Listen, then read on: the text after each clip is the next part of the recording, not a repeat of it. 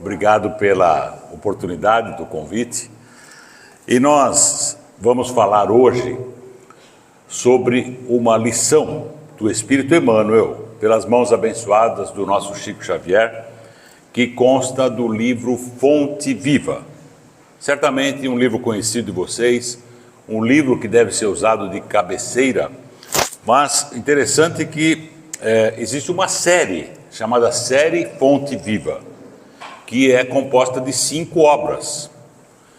São elas Caminho, Verdade e Vida, Pão Nosso, Vinha de Luz, Fonte Viva, que é o livro que a gente vai trabalhar hoje, e Palavras de Vida Eterna. São 5 obras. Interessante que cada uma delas tem exatamente 180 lições. E, portanto, no total são 900. Eu até pensei em fazer todas, mas 900 palestras, né? Não vai dar tempo. Deixa para continuar numa outra encarnação, não é? Essas 5 obras trazem uma magnífica interpretação do Evangelho de Jesus pelo pensamento nobre de Emmanuel. E é interessante que o Emmanuel faz o seguinte: ele pega um versículo do Evangelho e, através desse versículo, desenvolve toda uma orientação.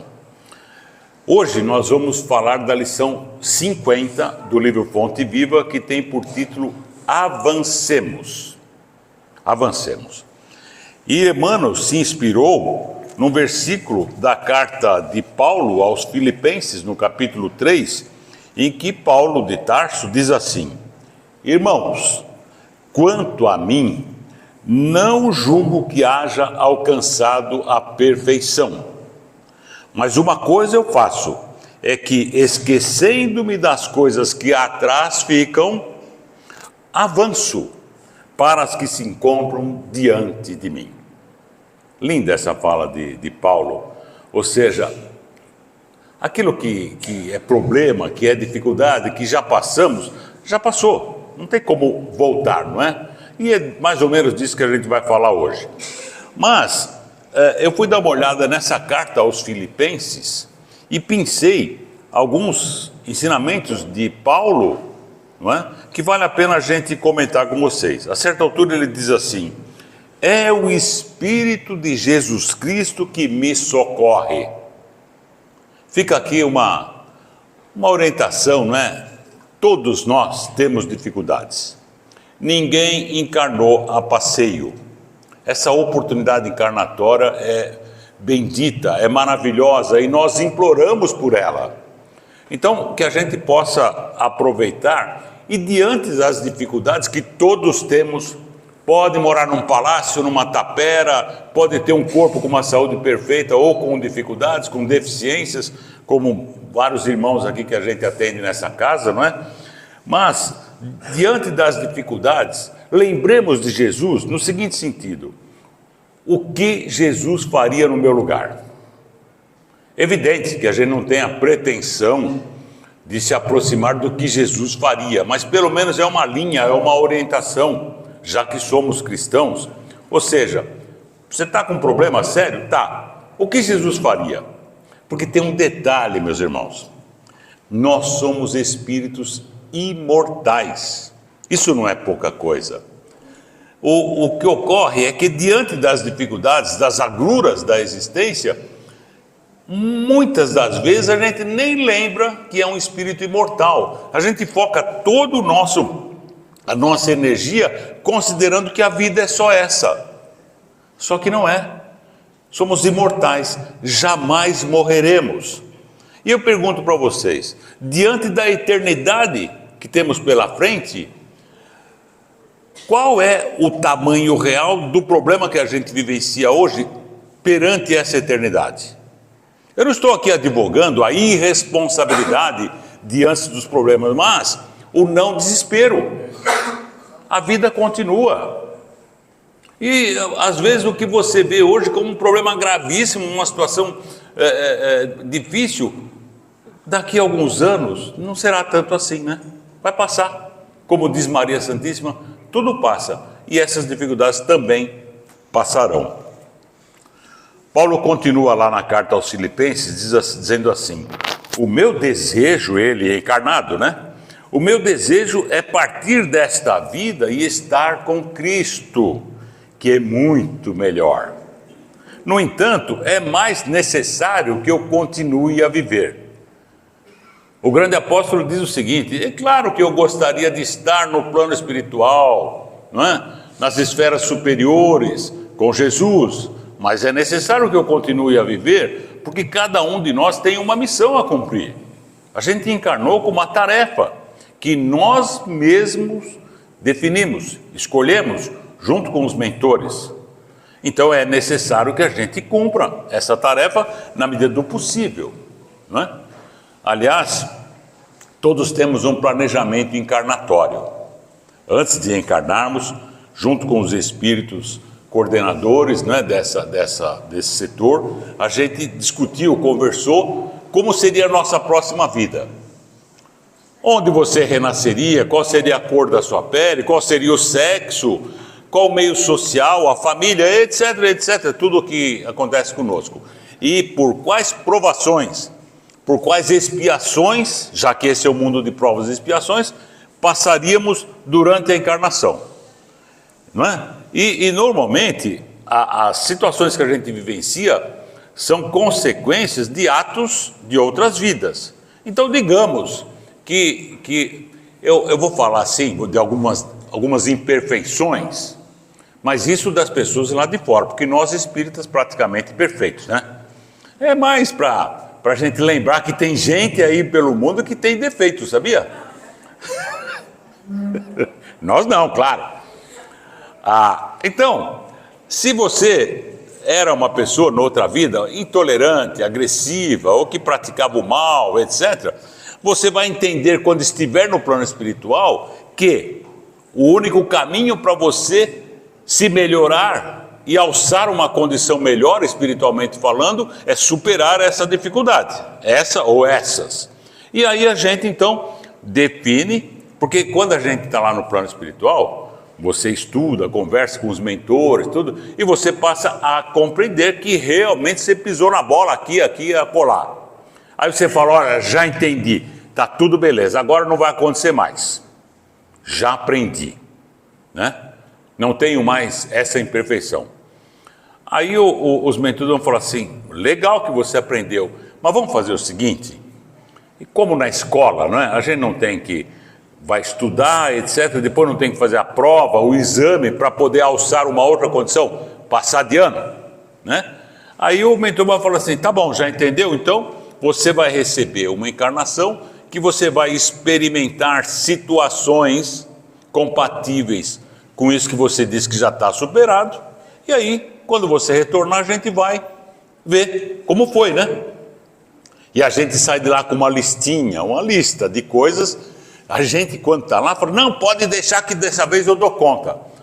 O mentor vai falar assim: não, menos, baixa um pouquinho a bola, vamos dar uma reduzida nesse negócio. Aí você vem, encarna, passa pela vida, né? E retorna. Quando retornar, os mentores vão falar assim: e aí, como é que foi lá? Você está bem? Fala: mais ou menos, acabei de morrer, né? Então, e aí, escuta, você saiu daqui com uma listinha de coisas que você se comprometeu, está aqui no seu arquivo, tem um cadastro lá, cada um de nós, viu? Está aqui nesse cadastro. E escuta, como é que foi? Perguntar para vocês, quem responde na verdade é André Luiz, mas vou perguntar para vocês: daqueles compromissos que nós assumimos, quanto em média vocês acham, em média, essa turma aí de fora, né? Quanto em média vocês acham que a gente cumpre do que nós nos comprometemos? Percentualmente, chuta aí. 50%. Quanto? 50%. Quem falou 10? 10. Temos 10, temos 50, 30.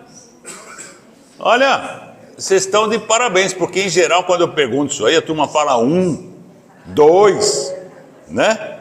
A minha amiga ali, 50 já. Você falou quanto? 5, tá bom. Na média vocês estão bem. Em geral, é 20%. 20% do que nós, não é do que diz o Evangelho, do que seria assim, o que Jesus ensinou, não é 20% disso, é 20% do que nós prometemos, do que a gente se achou capaz. Os bonitão, assim, que nem o Rui, assim, é 40%, entendeu? Mas nós, em geral, é 20%. Mas então, por isso que o Paulo fala, eu gostaria de estar lá no plano espiritual, mas eu tenho que continuar aqui, porque nós temos uma missão a cumprir. E quando você abrevia a sua encarnação, através de desregramentos em geral, o Espiritismo chama de suicídio indireto. É suicídio. Nós renascemos com um tempo previsto para ficar aqui. Não tem aquele ditado que ninguém morre de véspera? É verdade, não morre mesmo. O que a gente pode eventualmente fazer em não respeitando o nosso corpo, reduzir esse tempo. E essa redução é considerada um suicídio indireto. Quem lê o livro ou viu o filme Nosso Lar, vai lembrar que André Luiz, ninguém menos que o André Luiz, passou 8 anos numa região umbralina de sofrimento. Mas, poxa vida, o André Luiz, aliás, se ele passou em nós, né? Mas sabe por quê? Porque ele desrespeitou, né? Através de vícios, de alguns desregramentos, ele reduziu o tempo que deveria ficar encarnado. E ficou mais ou menos esse tempo lá, numa região difícil. Paulo continua dizendo assim, a nossa cidadania, porém, está no céu.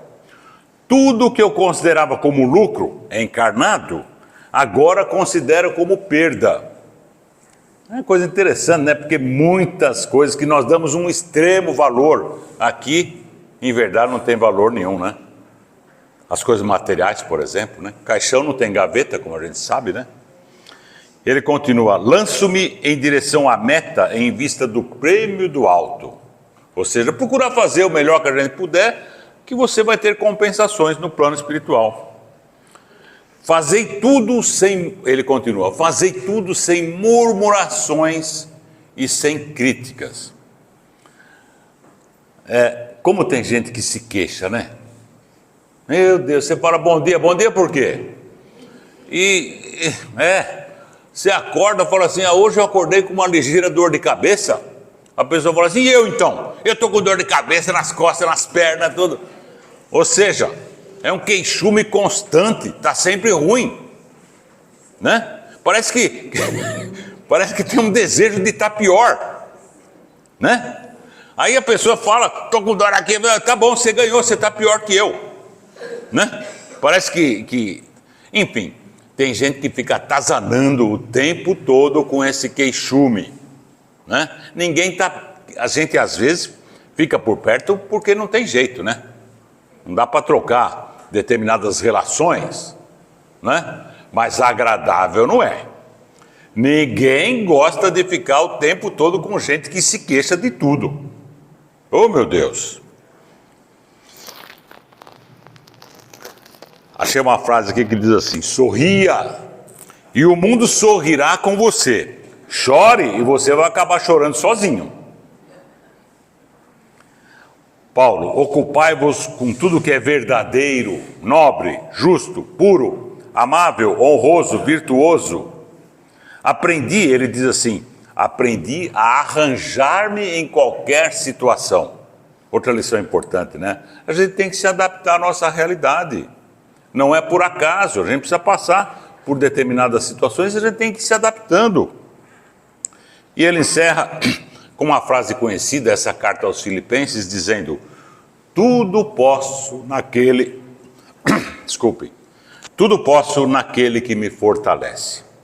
Bem, vamos à lição do Fonte Viva, lembrando que Emmanuel se inspirou no dizer de Paulo assim, irmãos, quanto a mim, não julgo que haja alcançado a perfeição, mas uma coisa eu faço, é que esquecendo-me das coisas que atrás ficam, avanço para as que se encontram diante de mim.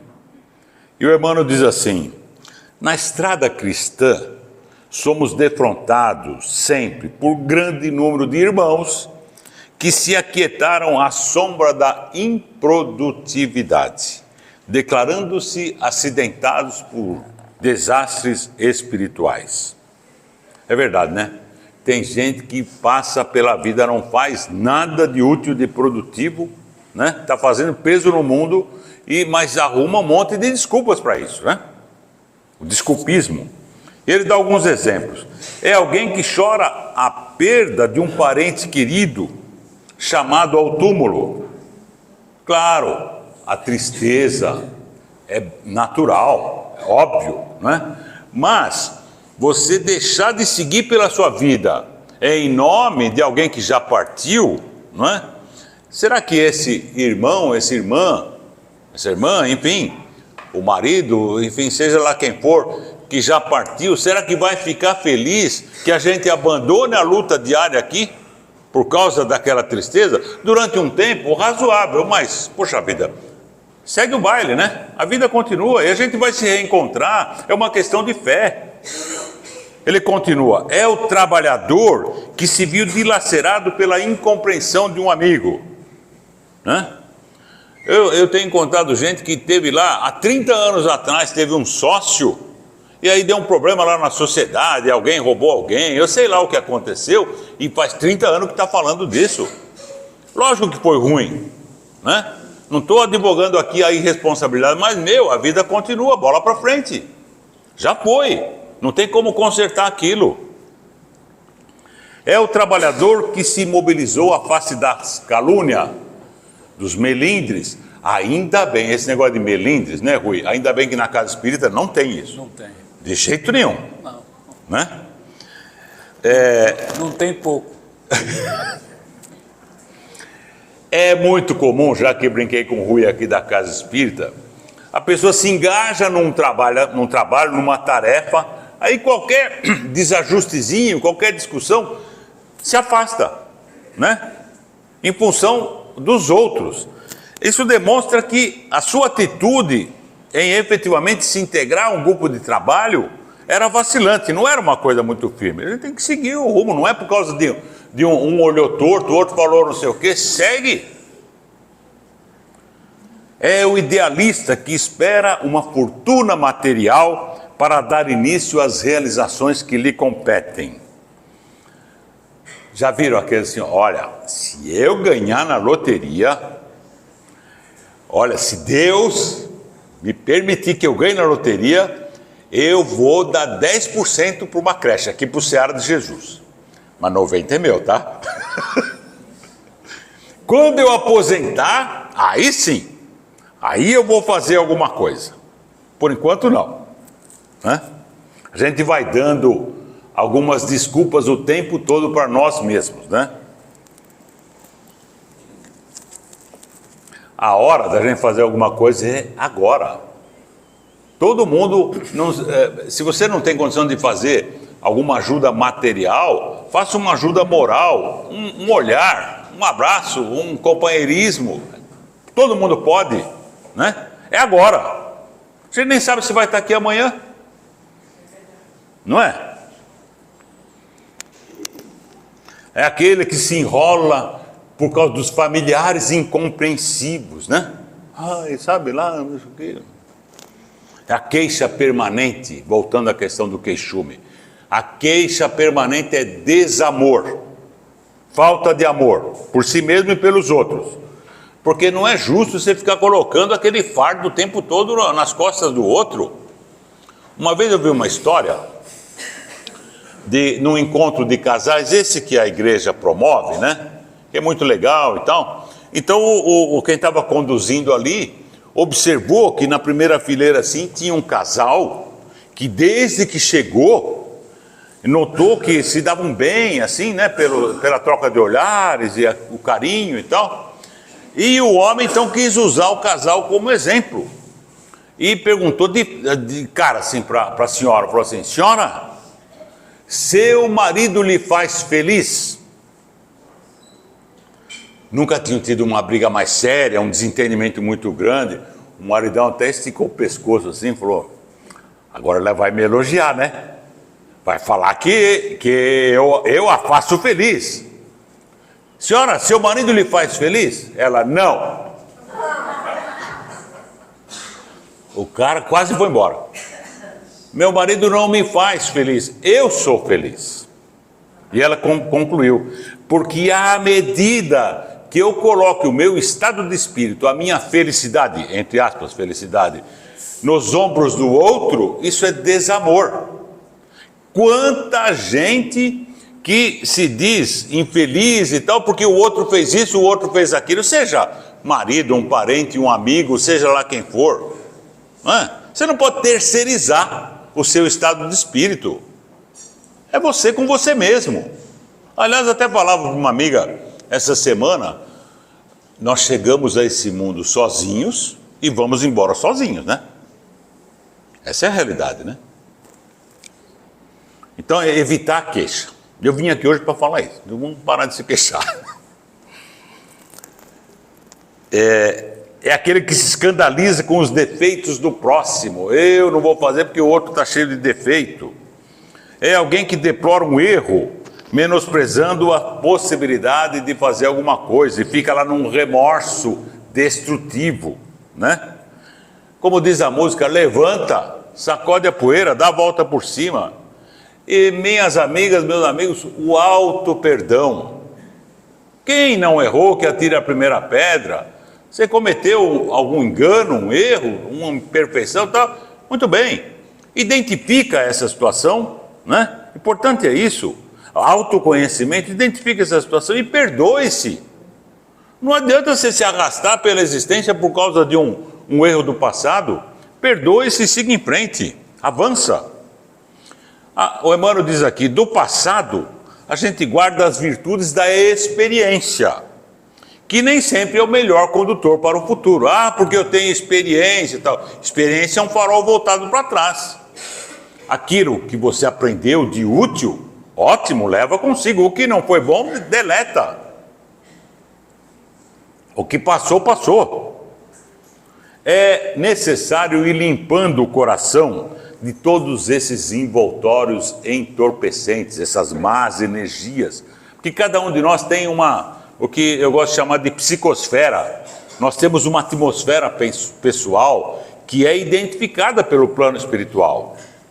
Nós estamos aqui, uma linda tarde aqui, tanta gente, pelo que a gente é grato, mas certamente nós temos 3, 4 vezes no mínimo de espíritos aqui à nossa volta, de desencarnados, né? E ele sabe exatamente o que a gente está pensando, né? Quem está pensando assim, esse cara fica falando aí, está demorando, tudo. Eles estão vendo, viu?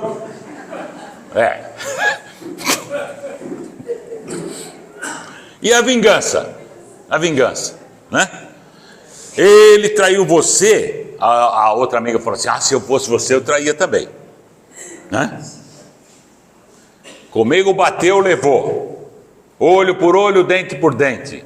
Aliás, se essa lei permanecesse, nós viveríamos num mundo de cegos e banguelos, né? Porque olho por olho, dente por dente. O fato é o seguinte, a vingança faz mal e é uma coisa burra. Vocês já viram alguém que consegue realizar uma vingança e fica feliz? Não. É primeiro que é uma atitude egoísta, segundo que ela é até pior do que aquele que te causou um mal. Porque às vezes isso aconteceu num impulso, alguma coisa, não estou dando uma desculpa aqui, mas você, ao se vingar, você articulou friamente, você pensou, criou uma estratégia, então você acaba sendo pior.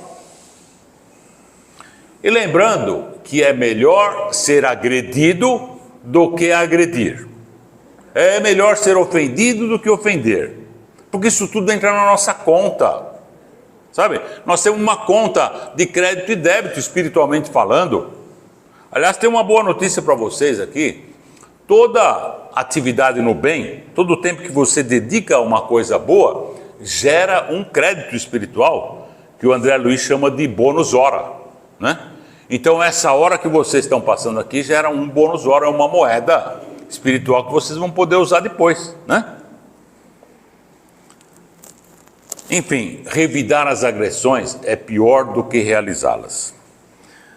E esse negócio, comigo é assim, né? Eu não levo desaforo para casa. Bateu, levou, né? Quantos lares desfeitos por causa desses impulsos?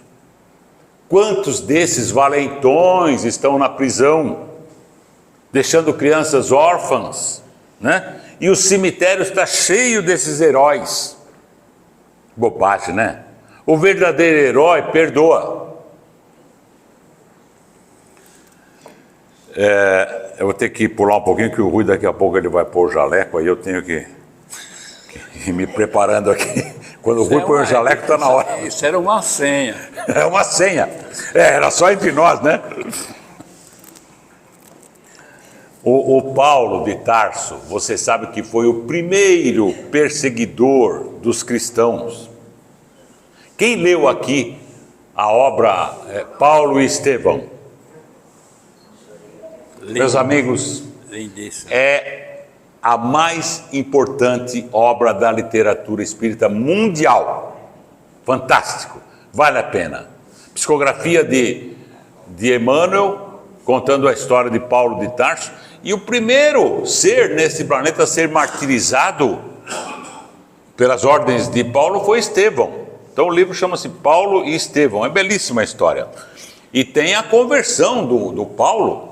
Você sabe que na história do cristianismo, os dois maiores exemplos de conversão numa única existência, numa única encarnação, são exatamente Maria Madalena, maravilhosa Maria Madalena, e Paulo de Tarso. Paulo de Tarso perseguia os cristãos de maneira violenta.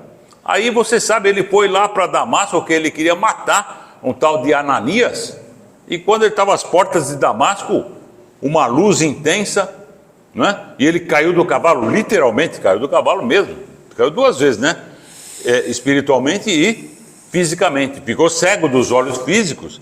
E Jesus lhe aparece de maneira fulgurante. E ele, que era o maior perseguidor dos cristãos, e que odiava aquele carpinteiro que complicou a vida dele, né? Ele atribuía até a perda da noiva a Jesus. Quando ele vê Jesus, Jesus falou assim: Saulo, Saulo, por que me persegues? E ele falou assim, na hora, caiu de joelhos: Senhor, que queres que eu faça? 30 segundos, a conversão desse espírito, não é? Então, cometeu uma série de enganos no passado, mas a partir daquele momento avançou para a frente e para o alto.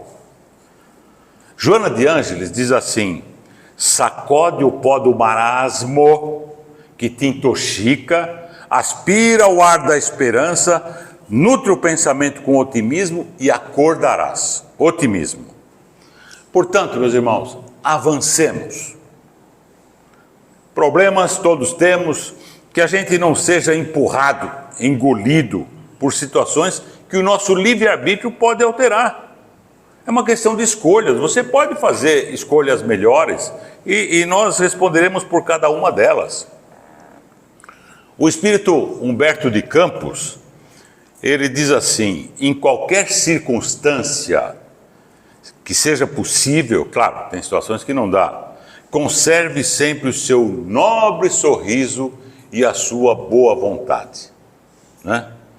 O fato é que quando você vibra, quando você emana energias melhores, né? Pessoas melhores também vão se aproximar de você, encarnados e desencarnados, e você vai tornar o seu mundo melhor e, consequentemente, o ambiente melhor, e isso pode virar uma corrente do bem, energia, bons pensamentos, não é?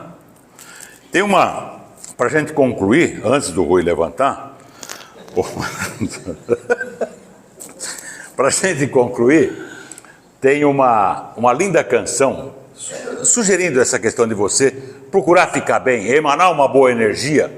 Tem uma canção composta pelo grande Charlie Chaplin, chama Smile, Sorria, e ele então faz essa recomendação da gente procurar ficar bem, né? Procurar emanar uma boa energia. E eu vou pedir licença, eu vou trazer aqui, encerrando o final um trechinho dessa canção para vocês. Diz assim: sorri quando a dor te torturar e a saudade atormentar os teus dias tristonhos, vazios. Sorri quando o sol perder a luz e sentires uma cruz nos teus ombros, cansados, doridos. Sorri, vai mentindo a tua dor, e ao notar que tu sorris, todo mundo irá supor que és feliz. Então, na medida do possível, vamos emanar boas energias, vamos sorrir. O Rui já pegou o avental e nós vamos encerrando por aqui. Um beijo para vocês, muito obrigado pela paciência. Valeu.